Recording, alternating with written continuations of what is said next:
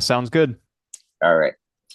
Hey guys, how's it going? Michael Troy here. I am so excited about today's episode. We have a Zoom chat with cartoonist Wesley Griffith, someone whose work I've been covering recently on my show, quite a bit of his catalog, actually. I have it all here with me. I cannot wait to talk to him about it. He is such a diverse cartoonist, offering many different genres, and he is a one-man show, penciler, writer, inker, letterer, graphic designer, colorist.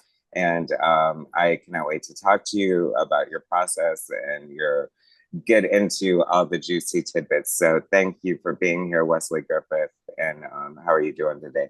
I'm doing well. Thank you for having me. You're welcome.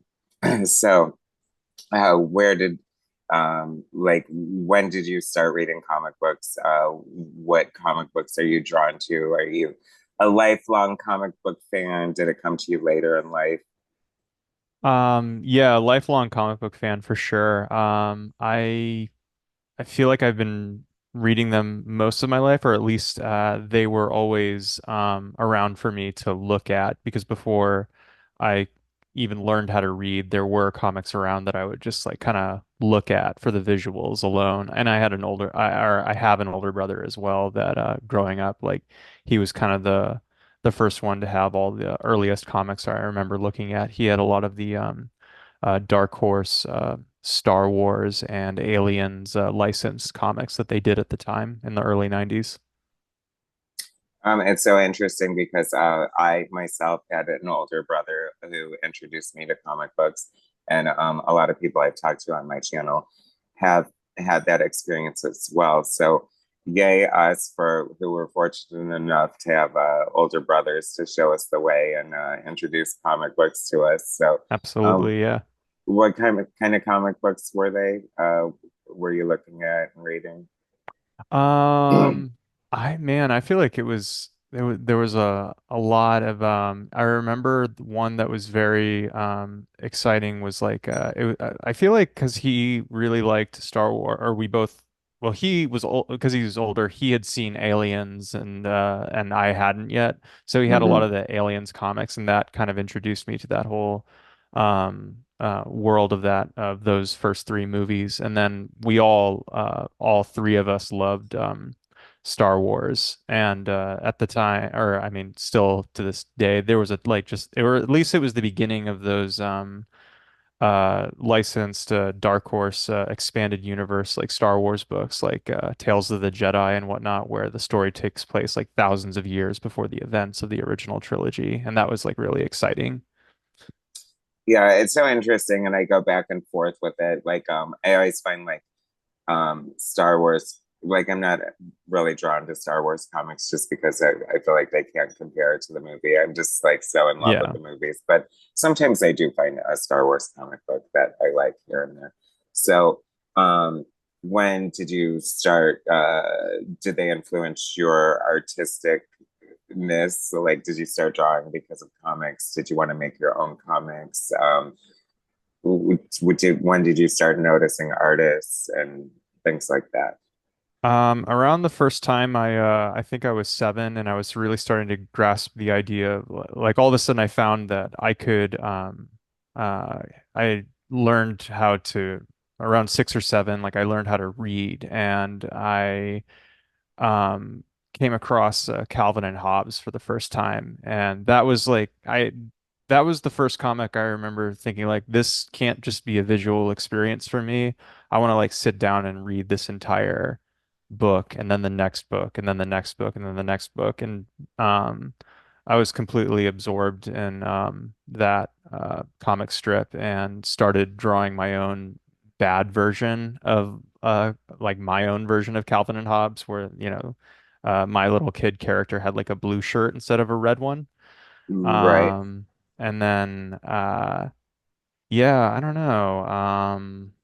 Trying to think. Oh, and then of course, as I got older, there was the early versions of Viz beginning to translate manga into the United States, and that was very um, wild to see at the time, just because nothing that I knew looked like that at all. It was completely different and very easy to get into because it seemed so new at the time. It wasn't like burdened by 60, 50 years of history and continuity that I had to kind of like catch up with. Were you reading any superhero comics? Were any of the like Batman or Spider-Man or Superman, any of that have any interest to young Wesley Griffith reading comic books? Later, it did as when I got into when I was in middle school was around the time in the early 2000s when Marvel got really interesting. They put out a lot of really cool books at that time, and one of the most popular ones was the Ultimate Spider-Man books with Mark Bagley and Brian Michael Bendis, and I loved that series. Like I was very, very, very into it. Along with I don't know, there was a lot of other interesting stuff as well. Like I really liked the book Banner by Brian Azzarello and Richard Corbin. That's still my favorite Hulk book to this day. And I Yeah, like that's amazing. I love that series. it's such a great book. And I got into DC as well. I already loved Frank Miller from Sin City, and then I kind of lo and behold, I was like, oh wait, he did a Batman book, and then or two Batman books, and then read Dark Knight Returns around the time when I was like 14, and then Batman Year One, which is still my favorite Batman comic to this day. And yeah, I liked both of them. Like it's funny, it wasn't later until s- I was much older till I met people that were like, I'm only a DC fan or I'm only a Marvel fan. I'm like, well, why not both? They both have good things. I know it's funny because my brother like was a Marvel zombie, and you know he like suppose expected me to become one as well. But the Hmm. minute I discovered George Perez's art on the new Teen Titans, I was just double agent from there on out. So Yeah. I just had to. I guess I'm used to being an outsider. It's so weird because it's like, you know, being a I know I never understood that either, like the division between Marvel and DC fans. It's like there's so many great books from both of them. Why not enjoy all of it, right? Hmm. Yeah, Oh no, well. what was another one? Oh, because I grew up loving like monster movies and stuff like that. Swamp Thing, I remember gravitating to very early on. So like Bernie Wrightson or Oh, actually, the Alan Moore Stephen Bissett book. Actually, it's kind of funny. That was a book I remember. I My mom is really awesome. She like I don't know, kind of helped just getting like a lot of comics, but at times they would be ones where I don't think she had a very discerning eye for what the content was. And right. then like I think she just thought, oh, Swamp Thing, it's just some dumb kid's monster book, and then got it for me when I was very young. And then later, I didn't read it until much years later when I was kind of older, and then I was like, this book's really messed up. I know. It's I don't know. Are people really scarred by that when they read it as a kid? Sometimes I think you either just like read it and are like, oh, okay, whatever, or it just kind of completely goes over your head, or you Mhm. just leave it in your drawer for 20 years. So, Yeah. you know, whatever. Yeah, you probably shouldn't have had it, but like I saw like The Exorcist before when I was probably like 10 years old, so that was probably a mistake. It's still one of the scariest movies ever, Yeah, that'll but do it. yeah, 100%. But I was just thinking, like, it's very interesting. Everyone's comic book journey is so different, and it's like how I discovered Frank Miller. Let's see, what would be the way I discovered him first? Probably like with on mostly my brother was like reading his Daredevil, and then I was reading like his Daredevil with Bill Sienkiewicz, like the graphic novel they did, and then Dark Knight for me, and then Sin City. And it's weird because it's like you discovered Sin City first, Hmm. so it's like it's retroactive.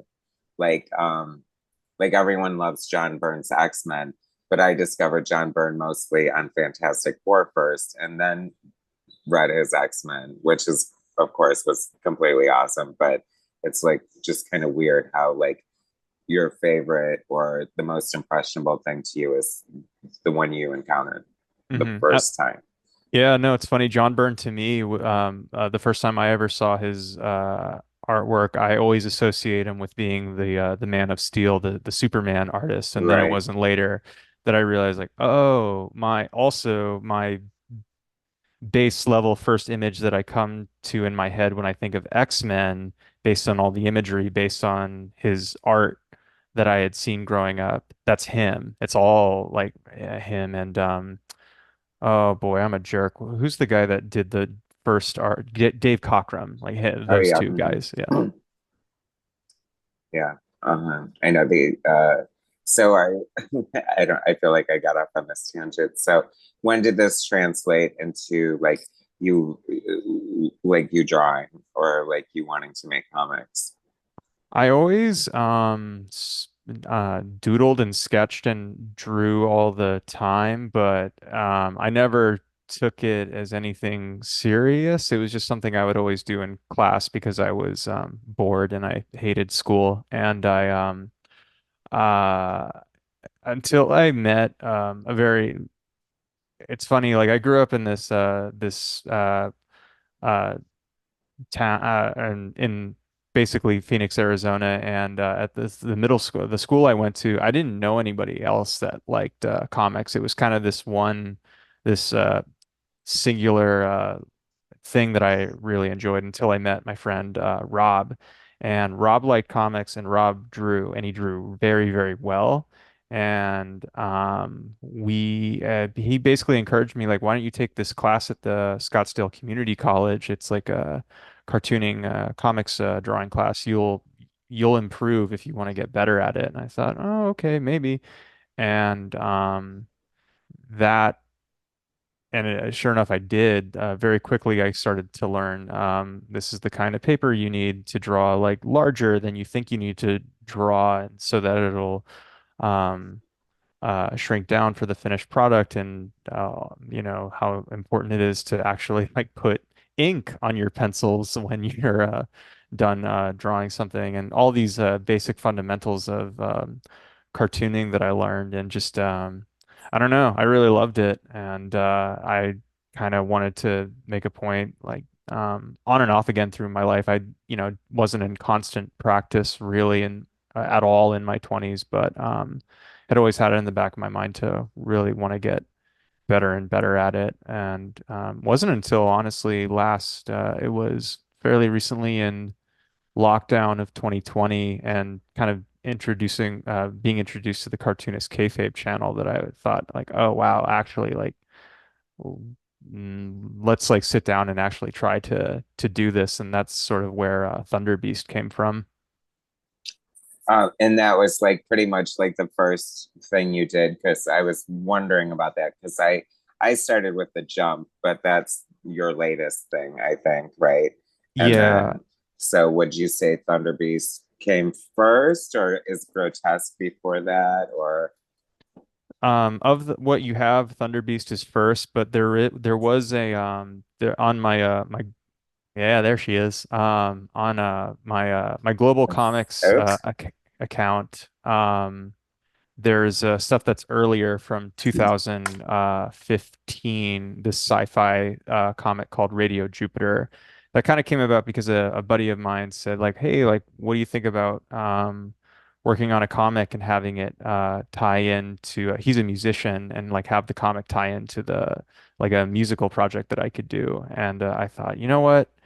I do have an idea that could be fun for that, and it's basically the story about a record collector in the future who flies around in space collecting records that are from a long dead Earth. And that was the first comic that I had completed in actually ever because I always started stuff and never finished it, and that was the first one that had a beginning, middle, and end, 36 pages and a cover and everything. I love that comic. However, the lettering is very rough, and I just haven't I don't know. I haven't felt the need to take the time to. I also would have to rescan it again and like clean it up because I wasn't very good at that either at the time. But that'll be maybe for like a later uh, date for something to do later on. But for now, if anybody wants to read that, that's for free on my Global Comics account. I'll put links in the description of the video for anyone interested. Also to your big cartel, so you can buy or people can buy any of your catalog of great books. Um, I reviewed what was it? My review of The Jump. Wesley reached out to me and sent me The Jump, first of all, the series he's working on now. Um, and it's really good. And you guys can watch the review of that if you haven't already. But you said the inspiration for that was wanting to do a book that had a large ensemble as Hmm. part of the inspiration, and also just what you witnessed when you were out getting groceries or something like that. If you want, Yeah. in your words, you should say. Um, yeah, basically I was just going for a walk getting groceries and I had seen two men, one was jumping the other's car and I thought, "Oh, that's a really nice thing to do for somebody. We've all been in a predicament where we've had a dead battery and someone jumps your car for you." But then I had an idea like, "Oh, like well, what if that happens and then someone now has their working car and they're going to go off to do something bad? What would be the ramifications and responsibility for the other party for helping that person?" And then from there, I worked with that concept to come up with this big um, ensemble cast crime comic that is pretty much what The Jump is. And the other inspiration for it was the movie American Graffiti, because I really like that all the events of that movie are contained to one night. And I would for The Jump, I want all the events of that series to be contained for just one evening. Well, I have to say we're 3 issues in, and it's a hell of a night so far. So I can only imagine where we're going to go from here. Artistically speaking, I mean, it's beautiful. The covers have these great graphic, pop-looking image with a great use of what you tend to, I think, do in the work that I've seen is like a great use of, primary colors and just complementary colors. And um, so you do have like a background in graphic design. You went to school for that. And obviously it shows. When you were talking earlier, I was thinking a lot of artists. I mean, I've taken classes and stuff, but I don't have like a formal education as an artist myself. And I cannot stress enough that, luckily cartooning, and especially now, I mean, I think it's so beneficial to have like access to like YouTube tutorials and things like that. Being self-taught is something you can do, but I implore you to get an education if you can, like learn whatever you can, whether it be technical, whether it be color theory, anatomy, storytelling, you know what I mean? Just as a new artist, these can only help your storytelling, you know what I mean? It's like, um, don't think you can just fake it, you know what I mean? Man, I got nothing to add to that. I completely agree. Yeah, I mean, don't you think, like you said, but and it's funny because it's like, and I probably said it about your art, and I say it about certain artists when I look at their art. It's like, clearly you love to draw. So it's like, I think it's fun, to learn, like when you learn a new trick of art and, you just like do it over and over and over again because it's like, I don't know, it's just fun. Yeah, no, it is I don't know. It is really interesting to like I don't know, like you figure out like a new neural pathway in your brain or something where like, oh, okay, if I do this, then I can get this composition to work, or I'm gonna put this black here or move this here, or even uh in mistakes, like those are just as important as well. Just being like, oh, that didn't work because you like, yeah, did this or that and the other thing. Well, it's like you cripple yourself if you don't know the basic tools. It's like, what if you're, I mean, that's especially as a comic book artist, you really do have to know how to draw everything. And it's like, if if you are drawing a scene, um, and you don't have the basic perspective, and it just stands out as sloppy, or I don't know. But then again, it's like art is subjective, and some people can pull it off. There are definitely crazy styles of art. I feel like you have a great use of marrying different styles with your art. When you were talking about your influence of Calvin and Hobbes, now I see it, because I think I often reference like The Simpsons. Like I feel like I see Simpsons eyes in your art sometimes.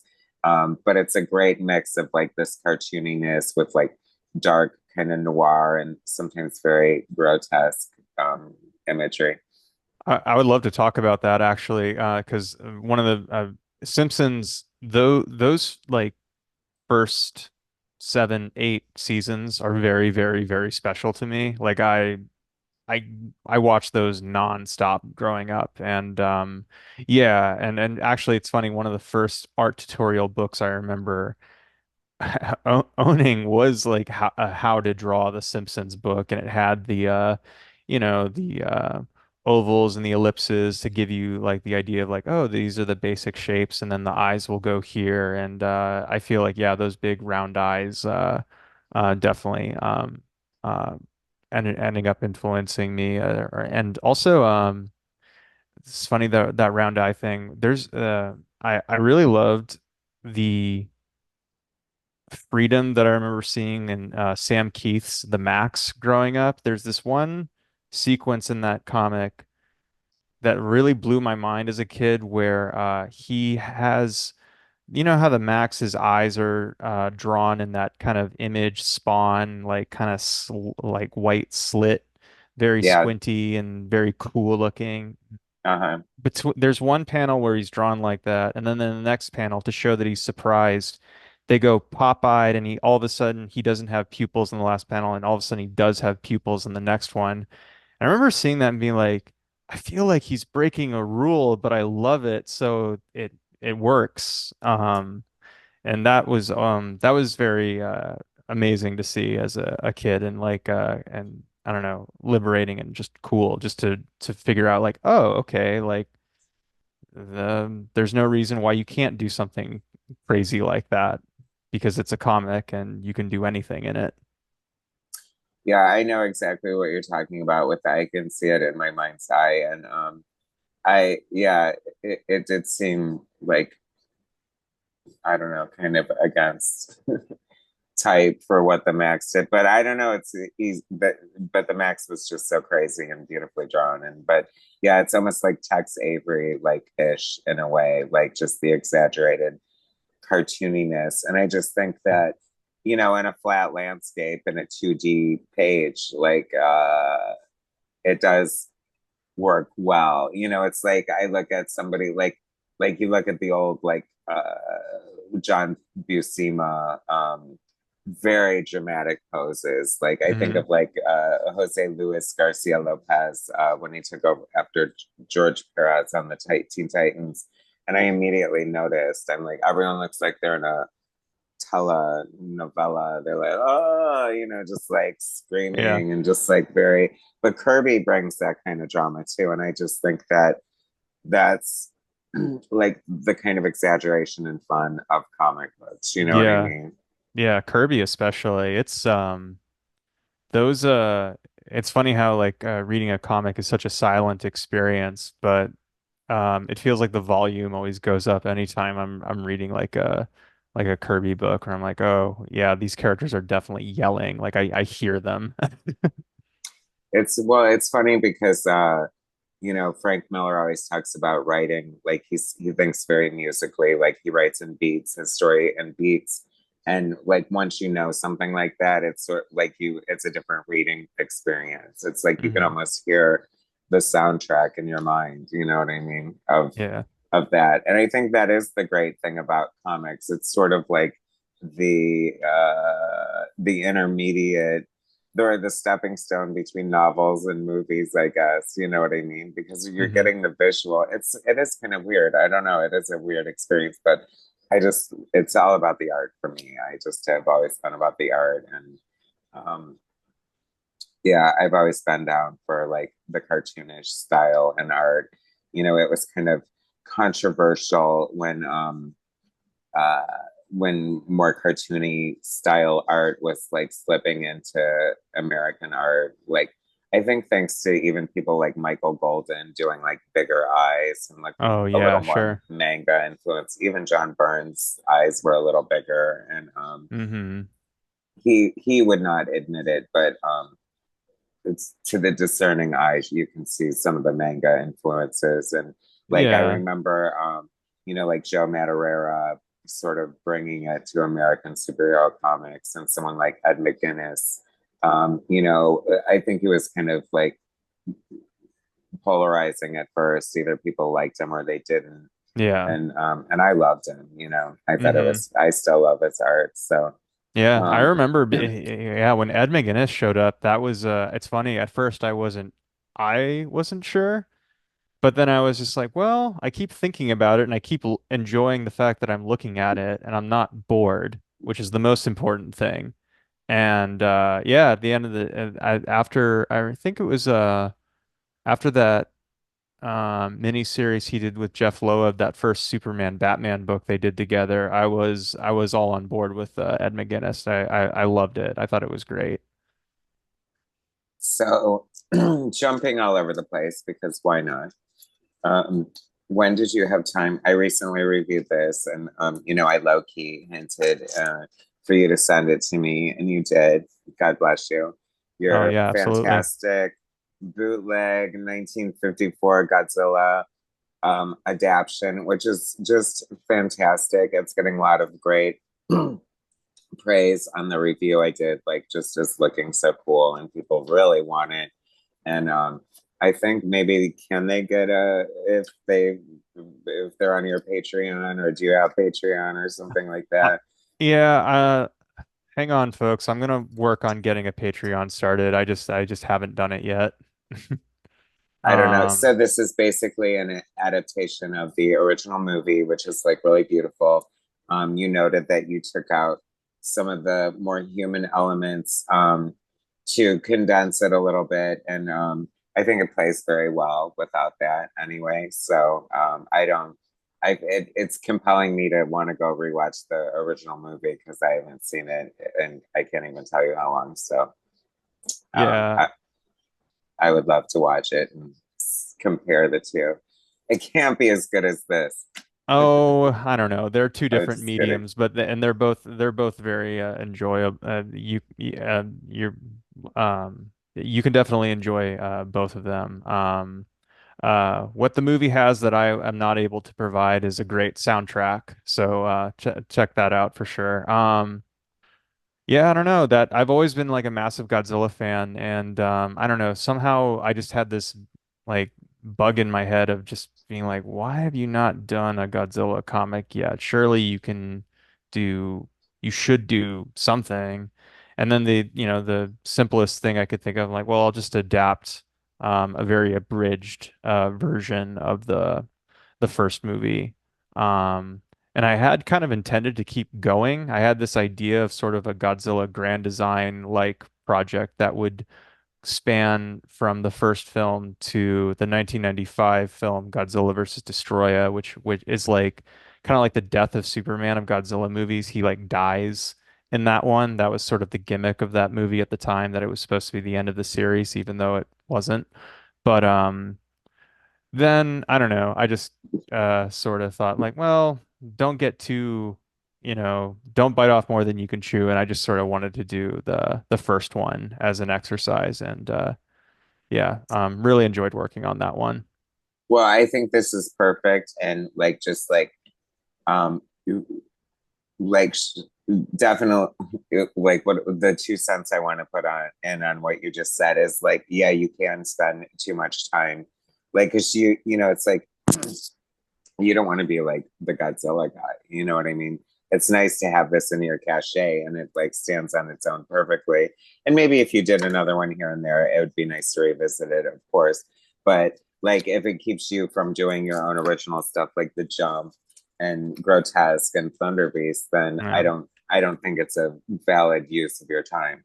Right. It's a thing of just like I don't own Godzilla. That's the problem. Exactly. And Yeah. like it's just, even with this book I run into a problem like, well, I have this, but I can't really sell it at all. But I don't know. That's fine. Honestly, the purpose of that book really is just, and it's online for free, is actually what you had um, because I was thinking about this after you had reviewed it. I'm like, well, what the heck is this like really for other than um having, because I think I was thinking about this, how when you're making something, making a comic, in the process of making it, you have one intention, but then when it's complete, you have to think about what its intention is now that it's complete.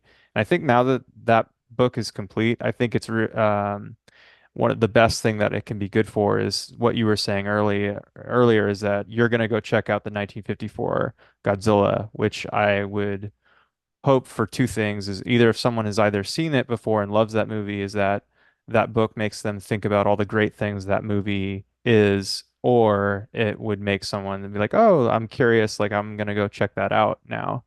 So Right. Or it's a vanity project like Gus Van Sant's remake of Psycho, and you're just doing it for self gratification, I mean, yeah, which I mean, which would be fine too. yeah, I mean, ultimately, that is the real answer. I just wanted to, yeah, that was basically like a sort of like Well, sometimes you got almost, those yeah, just those like almost artistic itches you got to scratch. yeah, yeah, just almost midlife crisis book where I was like, oh dang, I'm like in my early 30s and I haven't done a Godzilla book yet. Okay, let me take care of that. Well, I think it's awesome that you did it and checked it off your bucket list or whatever. So, or do you have any other projects similar to that you're just dying to make, or have you not discovered them yet? Oh, I think it would be cool to do like something with Batman, because I do enjoy that character, or Superman, one of those like big two like major characters, because you know I definitely adored both of them as when I was young, and still do to an extent.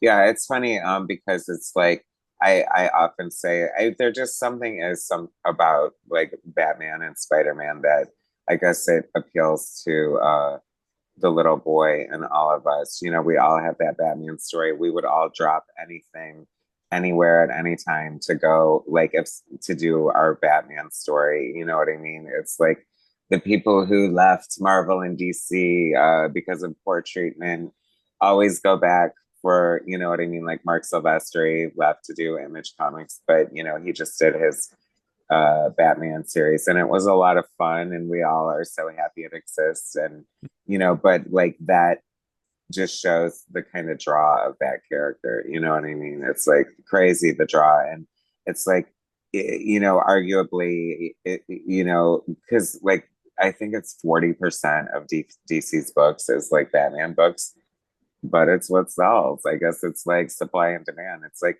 I tend to like get some of the special projects, like I mentioned, like the Mark Silvestri one, and Hmm. like the Raphael Grandpa one is Oh, I love the him. oh my god, I know the art. It's always like if an amazing artist is on it, then I'm so there. So Oh yeah. I don't know, but so yeah. So you have your I mean, I don't know. Do you have your Batman story, or would you have to cook one up? Because I don't actually have one. I know I could come up with one, but I don't have one. Like I probably have more of a Wonder Woman story. Yeah. I don't know. I did a sketch one time. I was like trying to draw like the Dick Sprang smiling Batman, and I remember I kept on drawing it, and I was just thinking like, God, this would be so fun to do like this version of this like smiling Batman. I don't know. I The only idea I had honestly was like it would be that like white tooth smiling version of Batman, but he's just fighting constantly, and then the like his smile never breaks. Like he just has this constant grin on his face the entire time. But that was just kind of the nugget of the idea I had, and it didn't get much further than that. not to get like, it's reminding, what is it that new, that is it a conspiracy theory or whatever, the Hidden Valley syndrome or whatever. Oh, if you don't know what I'm talking about, then Uh, but I just like the permanent smile thing. It almost sounds like I just kind of, that's something worth exploring, the psychotic, like eternal happiness of that era of superheroes. Because it's like, I feel like I was aware of Dick Sprang's art, but didn't really know his name until fairly recently, to be honest with you. And I mhm. have to say, I absolutely adore it. Like, there's just something so appealing about that Yeah, style. It is, yeah. he's The, such an amazing inker. Like I never realized until I saw something. I think it might have been on Comic Art Fans or something. I had seen one of his original pages, and I thought this is. I was like, oh, this is like Charles Burns. Like Charles Burns like inks this way. It's just that Charles Burns doesn't do superhero comics. It's very, I don't know. It's so precise and beautiful looking. Perfect segue, Charles Burns. You mentioned that you had just read Eight Ball and were influenced to do your own anthology series, which led to the amazing Grotesque, and it truly is grotesque. Um, this looks very Charles Burns influence. Hmm. These very striking, like pop image, great use of color. This one looks great, almost like a 3D effect. I mean, the graphic design is beautiful. I love the colors on that. This one seems like, very like anthology inspired, but also with Charles Burns, I guess. And there's lots of, I like how, I love anthologies. I love Me too. anthologies. And, I wish we you had know, more of them. the fun of anthologies is, when you get a bunch of different artists together and a bunch of different styles, or if you do something like this, like it kind of reminds me of DC's solo series where they had a bunch, like each issue focused on a iconic, legendary artist, and they did several different stories and different genres and styles. And there's a lot of that going on in here. I love the coloring on this one; is so good. You go from like caveman to slice of life to horror. There's an integration of your tools as a graphic designer. So there's a lot of you in this. So do you want to talk a little bit about this? And Yeah, obvious, yeah, absolutely.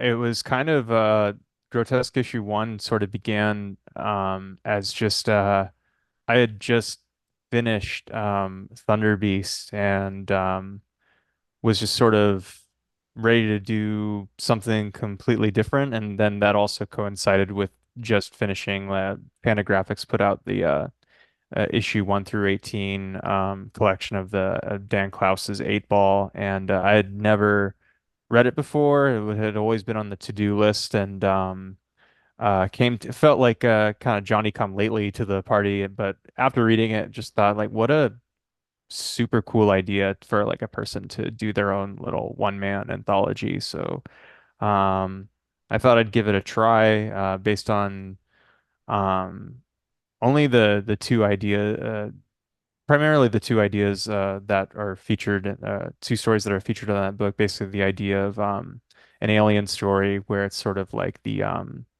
Twilight Zone episode To Serve Man, but instead it's reversed, where the humans eat the aliens instead.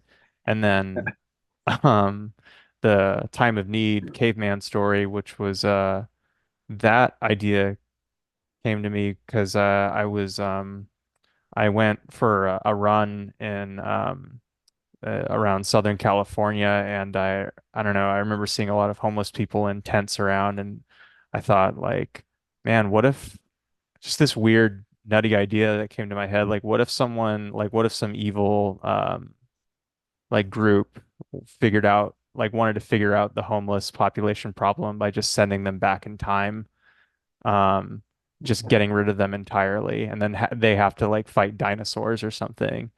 Because I think I had always wanted to do like a caveman type and caveman versus dinosaurs type book because I remember loving seeing those types of those movies from like the 70s growing up where it was like when dinosaurs ruled the earth and 1 million years BC where like the whole movie is not in English, the actors are just speaking crazy like caveman language to each other.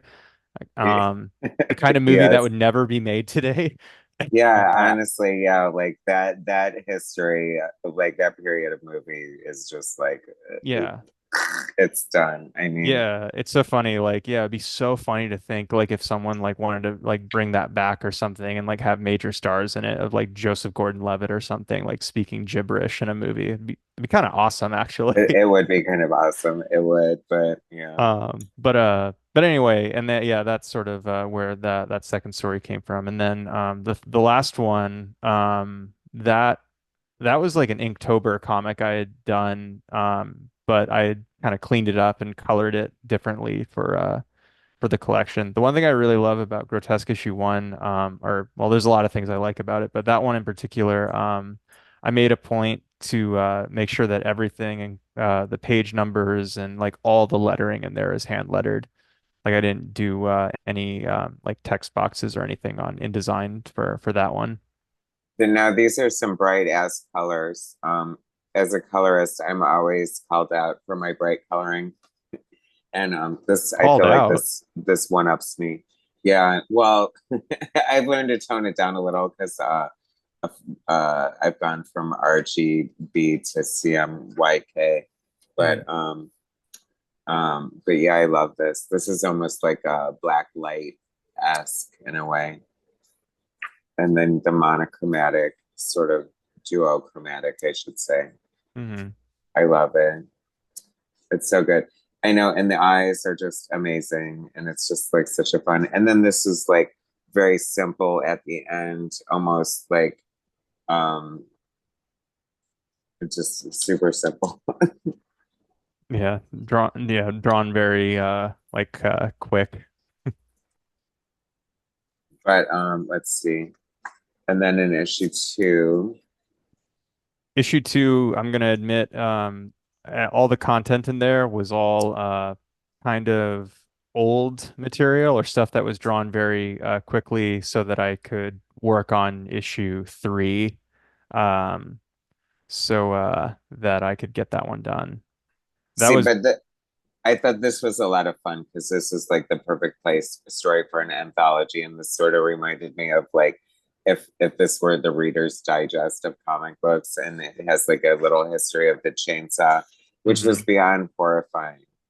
And Yeah, that my girlfriend and I don't even know how we came across this. Something, I don't know, we were just goofing around on the internet or something, and we came across the fact that the chainsaw was invented as a tool for childbirth, and we were both skeezed out and horrified to that knowledge. And I don't know, I kind of thought of I was when I was a kid, I remember speaking of seeing movies too young, I saw the Texas Chainsaw Massacre, the original 70s one when I was uh-huh, 11, way too uh, young, and yeah. it scared me so much that I thought about it for I think like a year. Like I was just Hmm. terrified of the idea of that movie. And so anyway, like when like I was thinking about the chainsaw as like a horror or iconic horror weapon and then Uh-huh. its origins, I'm like, oh man, from the beginning this fucking tool is used for I nothing was good. gonna say it's like evil incarnate. Yeah. Yeah, I saw it when I was too young too, and that one was super haunting and crazy. Like Toby Hooper, oh my gosh, like Yeah. wow, yeah, just It's like crazy, it, just like the realism of it. Yeah, yeah, no, I bought I completely bought the fictional true story aspect of it as well because at the beginning it said like all these events are true. I'm like, well, the movie said so, so it has to be, and didn't realize later and it as was we all know, the real story is even worse. yeah, yeah, With like it always is. Yeah. yeah, so I don't know, but so, but there, I mean, I guess you could call, okay, so let's see, we're up to grotesque number three. My And favorite of then, the three. Yeah, this opening story, I love the black and white. You're using a lot of, because it's interesting because not only is the story about like a graphic designer, I feel like you're also using a lot of different like techniques of art, like in your inking with the stippling and the tones and things like that. Hmm. Was that a conscious decision? Yeah, I had recently acquired a some I'm trying to think of the way to word it, but like I mean the brush tools, I guess, in Photoshop that allowed me to kind of replicate the patterns of what a practical application of a zip tone would be, because I don't know how to do that really in the real sense. I did it once. Another cartoonist showed me how to do it and cut it out with a scalpel and whatnot, and it was really cool. But I don't have all the zips and time to do that myself, unfortunately. But yeah, no, I wanted that to be a very have a lot of different gray tones and that story in particular. So why is this your favorite issue of the three? I Around the time I was in design school, I also kind of fell back in love with the being like a horror fan, just because I feel like around that time in my life, October would always be like a busy time for me. So I would be like, well, I don't really have time to watch any like favorite horror movies, so it only made my desire to even stronger. And then so I was thinking about horror, and I started getting into a lot of like horror movie podcasts and stuff. So I was just kind of like steeped in doing design school projects and thinking about horror, and thought like, oh, it'd be really cool to like marry these two things. Like I can't think of a lot of horror stories that are about graphic designers or have them as protagonists. And really, that first story after six is kind of the uh, the epitome of that. Like at towards the end, the main character Gabby, she like I wanted to have a point of having this like Evil Dead montage of her assembling weapons, and they're all like graphic design tools. She takes a T-square and ties a Ulfa blade to it, and that's like her basically her equivalent of like the Ash chainsaw to the hand thing. Um, and then the second story, well, that story even came like as a more bizarre idea. I remember going for a walk and I kind of thought of the visual of a skeleton bursting out of someone's back, and I thought, well, how? Okay, Super creepy. yeah, that's interesting, but how do I now? I have to like work backwards and think, how do I get there? And then I thought, well, what if he's doing that because he's coming, and the only way he can come is if his skeleton bursts out of his skin. And yeah, there we go. Spoiler. Yeah. Um, Um but okay, so I have to say, okay, so this they sleep together and he literally comes out of his skin. Um and but this isn't the first time that they were together. Like I think according to the dialogue. Now I'm wondering, is this the first time he pulled this little stunt, or is this how it rolls every time? no, it's not the first time, because at some point Amy has it's kind of just about the idea of like they are in a very new relationship. This probably may be only like the fourth or fifth time they've like had sex with each other, and maybe this is maybe the second or third time he's showed her that like I can only get off in this way. And it's sort of I don't know. At first it started with this visual, and after I was done with it, I realized like, oh, this is a story about intimacy in a weird way, of like being comfortable with a new partner. And the yeah, and it's just kind of, and like then like also like being and her end being accepting of this is what he does, and this is what I'm willing to do in order to have us both like work together. It's a romance story at the end of the day. I was gonna say, it's how touching. Yeah.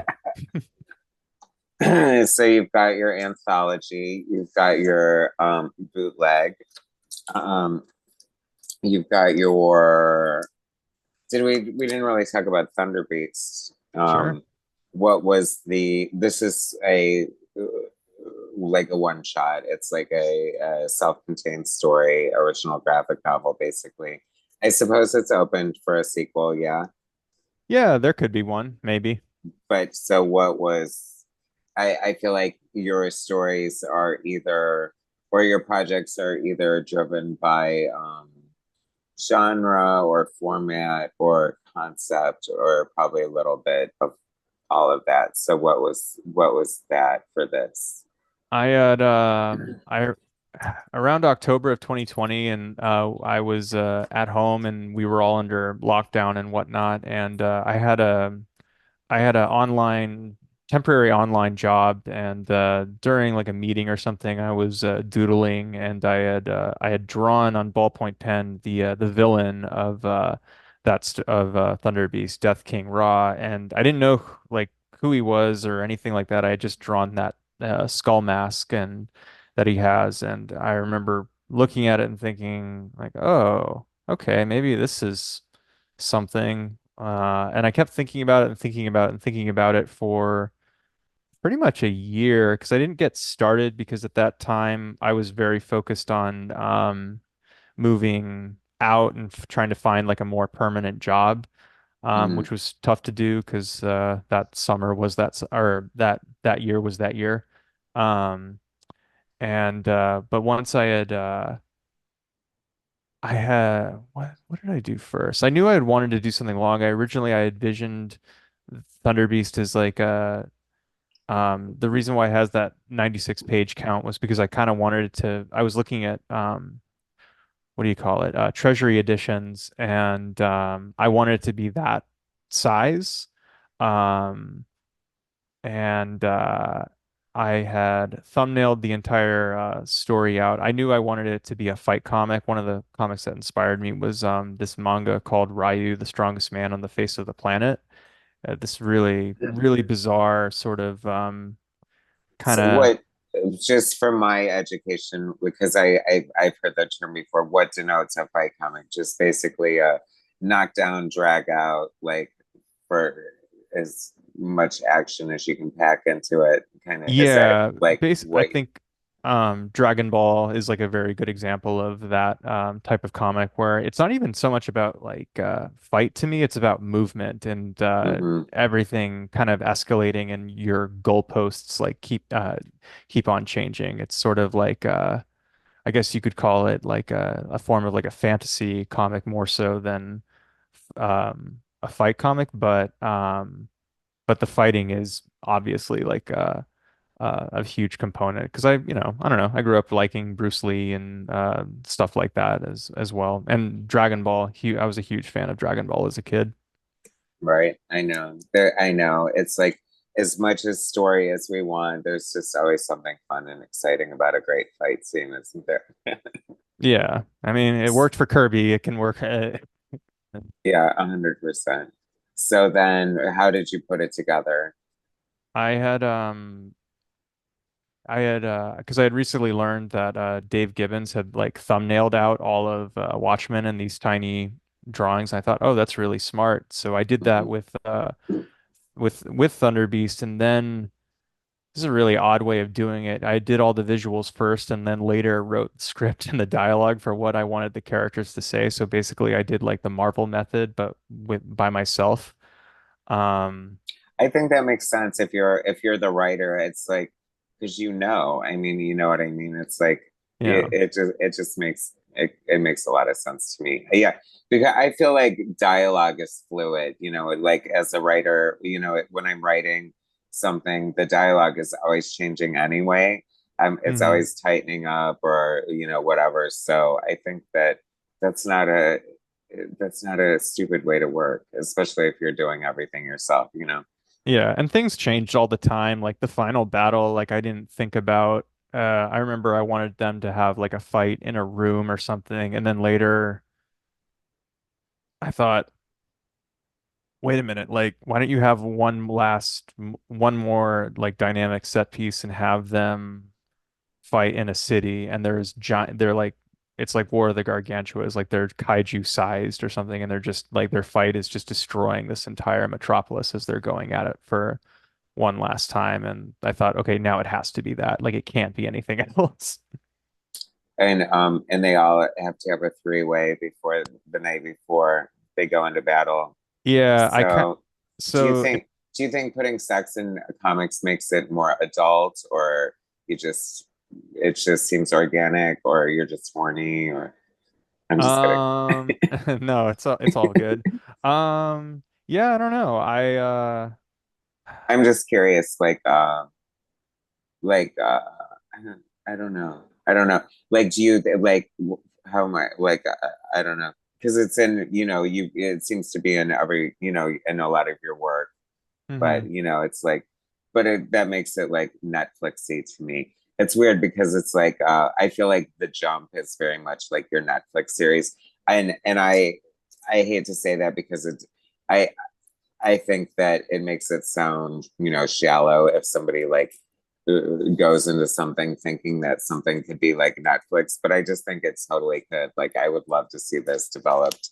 I feel like a lot of your stories lend themselves to, I don't know, like just like broad appeal. You know what I mean? It's Mm. like the stories are just like fresh and exciting, and I don't know.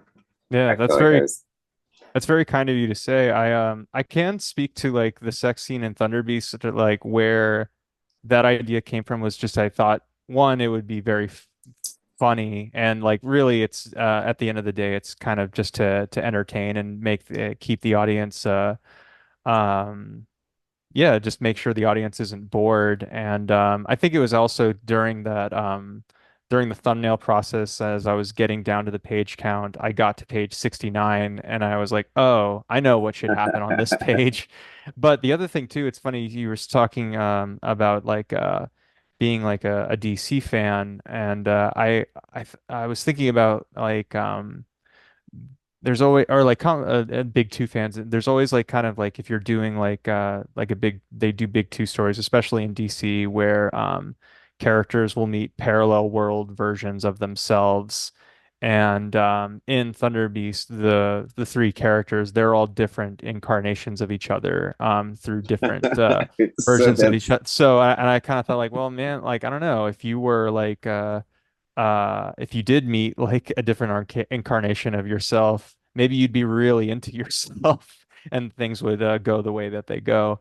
well, that's what I kind of actually really loved about the whole thing was sorry, spoilers, people watching, but the two more aesthetically pleasing characters are seemingly about to hook up, and the weird alien looking guy is like, oh, okay, I'll let you guys have at it, and they pull him into it Hmm. to and I just kind of love that because I was like, oh, if they're all willing to die together, they should all be willing to, fuck each other too. So Yeah, it's about absolute trust and love between the three of them.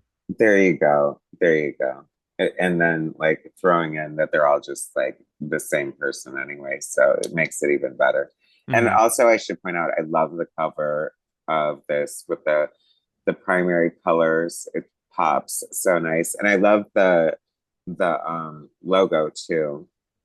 You do all your is it all hand lettering or you make your own fonts or That is a real font. That's Marvin Vision's bold, but I did basically I printed it out and then I traced it so that it would be basically it is hand lettered. yeah. Um it looks very much like I don't know, like you speak of Bruce Lee, kind of like an old, kung fu movie poster in a way. So Hmm. I think it's a lot of fun. Uh, so you're working on uh so this uh so you finished this and then what happened?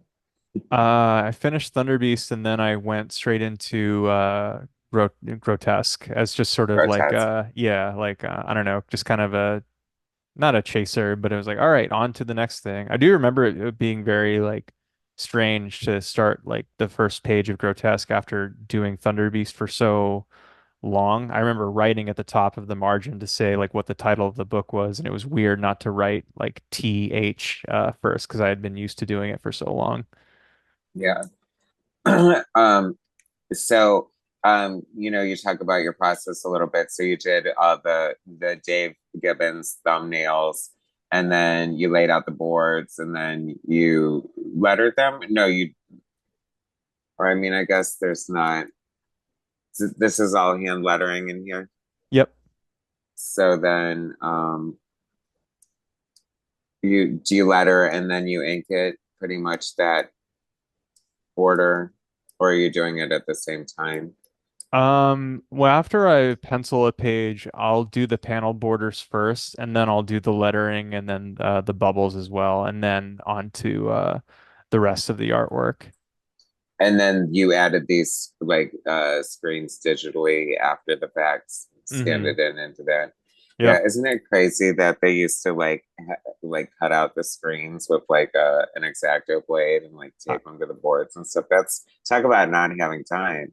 Yeah, I mean it's why the Japanese have assistants for it. That's it's funny right now I'm rereading my amazing girlfriend for my birthday. She got me all of Lone Wolf and Cub. I had read it digitally years ago, but I had never owned it in print, and now I do, and I'm slowly going through them all, and it blows my mind. That's a book from 1972 or something, and then the fact that they're just laying down all these gray tones for that book and having to cut it out with their bare hands. It's really, really impressive. I know it's insane. I know. So some of the like I was just looking at. I like haven't read it ever before, believe it or not, but I'm just about to dive into the Electra Assassin trade paperback, Hell Bill yeah. Sienkiewicz, and just the art is just staggering. It's like, I mean, I don't know, nothing new is as good as anything that's been done before. Yeah, but sometimes something does happen where you're like, wow, this is a new thing and it's, I don't know, really Oh exciting. But no, yeah, I'm always being blown away by new artists like yourself. You know what I oh, mean? It's like I love discovering fun new cartoonists. So you're doing this all yourself? This is all just self-published?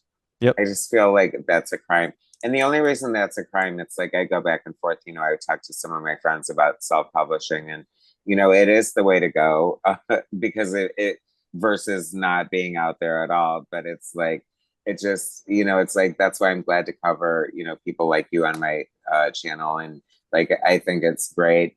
It shows that like if you are an independent artist, it's important to be diligent as far as like self promotion and stuff like that, because I'm so happy I know you exist. I know that I've been able to introduce you to people who hopefully, bought some of your books and discovered you. And I love that about comics. You know what I mean? It's like I do feel like it's a great word of mouth thing. Yeah, Um, no, it's the and best. and I've seen a lot of positive feedback on your work.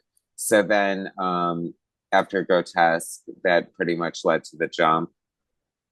Yeah, the jump came about like the idea for it was right before my girlfriend and I moved to Portland, so I couldn't really get started on it. The only thing I really did, what did I do first? I'm trying to remember if I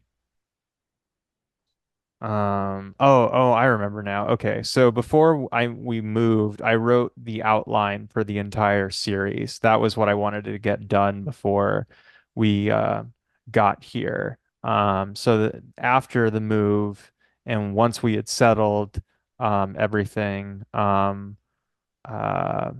then I got started to sketching out not thumbnailing, but basically on sketch pages, I just started sketching out each page for the first issue, just the first 24 pages. And then once that was done, I got to work. And it's funny, the jump is now, as of August 8th, it's a year old now. I checked the date on the very first page that I finished and realized, like, oh, shoot.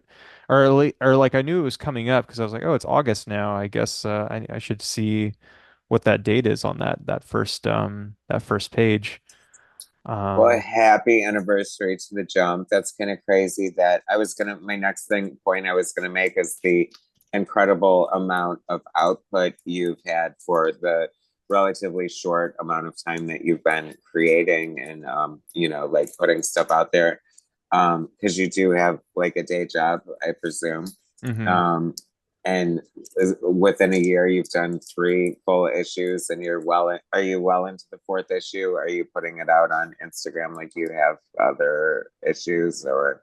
Yeah, absolutely. Right now, I think yeah, I have about like 4 pages left. I have to ink page 29, and then after that there's oh, okay, yeah. Once I ink page 29, there'll be like 3 pages left.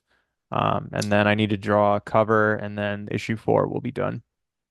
I have to say, like, it was such uh, I compare it to Netflix, and it was so bingeable that I was so glad that I was able to have three issues all at once, and I didn't have to wait because, like, I'm on pins and needles just waiting for the fourth issue. I implore people to pick this series up, The Jump. It's a lot of fun. Third issue, it has kind of a great, intense kind of cliffhanger, and it'll be fun to see where it goes. There's a great cast of characters who I kind of love it, like because it's like on one hand they're likable, but on the other hand they're kind of rotted at the same time. So it's like it'll be interesting to see if the I always subscribe to the thought that everyone gets what they deserve. So I think it'll be interesting to see where these characters go. Well, oh man, yeah. Stay tuned for yeah issue 4 because it's gonna be I don't know, it's gonna be really interesting. I bet. I know. Speaking of Texas Chainsaw Massacre, now that I know that, I kind of can put it together a little bit in my mind. Some of your influences I see, um, guessing from what I guess looking at your work and now talking to you and knowing you, it's painting a larger picture of who you are as an artist and a cartoonist. So, and it's fun to see all those influences. Um, how long do you think, do you have a plan for the jump, or is it happening organically? You're not entirely sure. Kind of both. I definitely have like an ending set in mind as to how many issues. Thinking 8 or 10. I don't think, I don't want it to go on forever and ever. But yeah, there's definitely an end goal and in sight.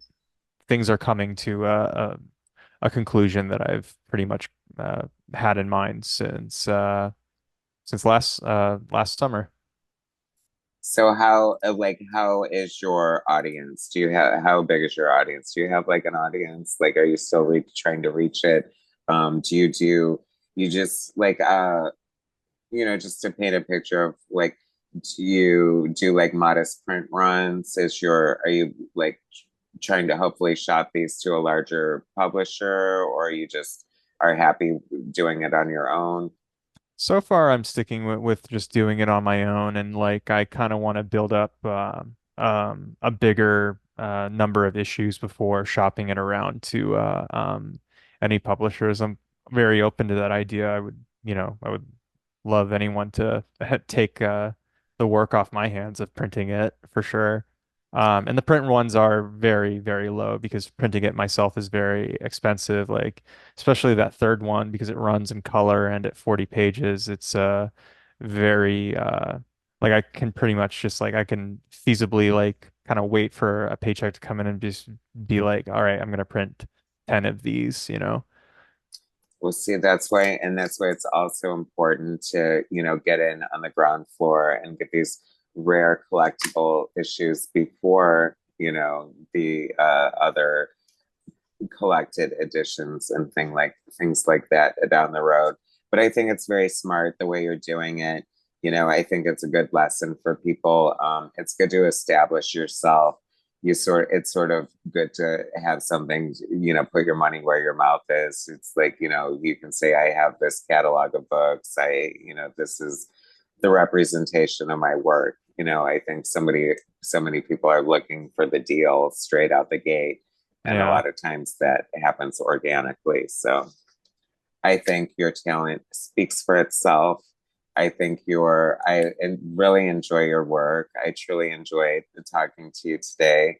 I look forward to see what you have coming next, and I look forward to see what happens with the jump and hopefully any other side projects that you may or may not having coming up. And is there anything else you want to share with us before we wrap this up?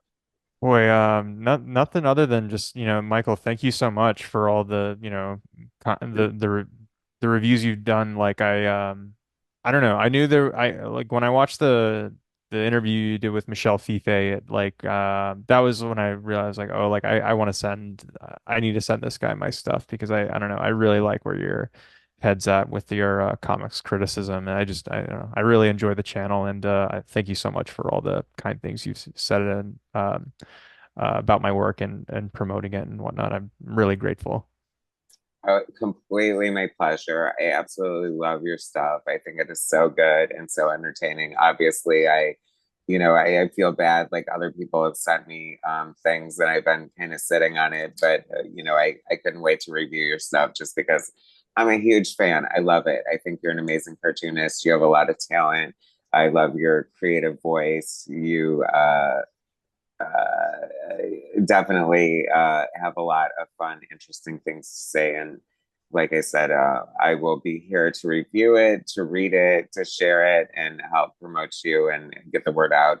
People need to check out your big cartel, and they can get all your great uh, works there, and support a great artist because you deserve it. And I thank you for talking to me today. And we definitely should talk again. I'd love to talk to you more about future projects when they happen and things like that. So I appreciate your time and I thank you so much.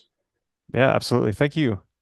All right. Well, thanks for watching, everybody. Subscribe to my channel if you haven't already. Hit that like button. Check out the description of the video and check out the works of Wesley Griffith. Thanks, guys.